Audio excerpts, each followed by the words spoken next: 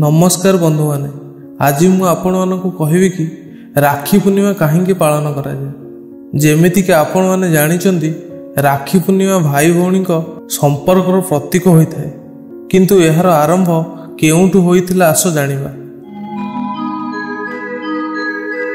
ए होउछि महाभारत समयर कथा। भगवान श्रीकृष्णଙ୍କର श्रुति देवी नामक जड़े खुड़ी थिले। बहुत मानसिक परे श्रुति देवींकर शिशुपाल नामक एक पुत्र संतान जात है, किंतु शिशुपालर शरीर जन्मरू बहुत असुस्थ रोला। एमिति कि शिशुपाल जदि ठीक न हेब ताहार मृत्यु सुनिश्चित। श्रुति देवी बहुत चिंतार थांती, कौन करिवे किछि बुझी पारु न थांती। श्रुति देवी जड़े साधुंक पाखकु गले एवं तांकु पचारिले, मो पुअर शरीर कौन केबे ठीक हेबनी।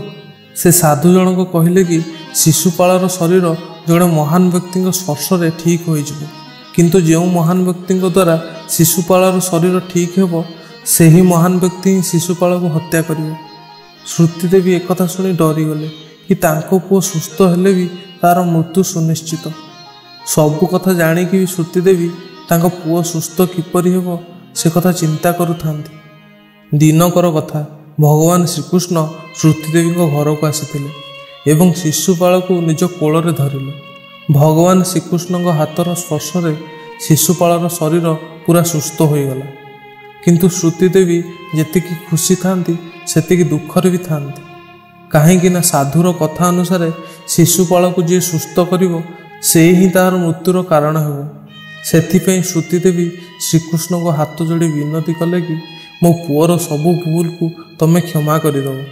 प्रभु श्रीकृष्ण जड़े मार ममता देखी श्रुति देवी को कथा देले कि शिशुपालर 100 भूल को मु क्षमा करदेवी, किंतु 100 भूल परे आउ ताकू मु क्षमा करिवि नहीं।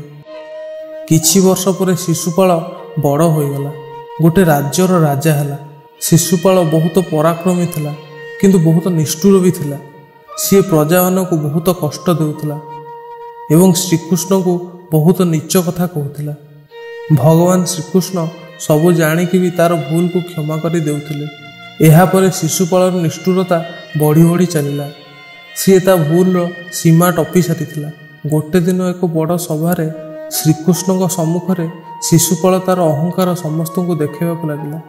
एमिति कि भगवान श्रीकृष्ण को बहुत नीच कथा कहबाकू लागिला, आउ सभार लोक मानक सह बहुत खराब व्यवहार कला। गोटे राजा मुहरु एमिति कथा सुनी भगवान श्रीकृष्ण बहुत रागिगले। एहापरे श्रीकृष्ण तांका सुदर्शन चक्र रे शिशुपालर वध करदेले। प्रभु श्रीकृष्ण जेतबेले तांका सुदर्शन चक्र छाड़िले सेतबेले तांका हाथ एक क्षत होइगला। तांका हाथर क्षत देखि सभारे समस्ते व्यस्त होई पट्टी लगाया पई आड़े साड़े दौड़ाकू लगिले, किंतु पाखरे ठिया होइथिले द्रौपदी, जहांकु श्रीकृष्ण निज भौणी बोली मानती। द्रौपदी प्रभुंक हाथ में क्षत देखी निजर शाढ़ी को चिरी प्रभुंक हाथ में बांधी देले।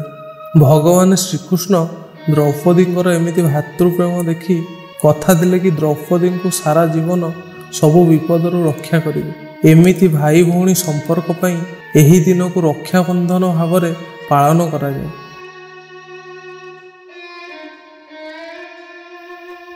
बंधु माने, वीडियोटी आज एतिकी।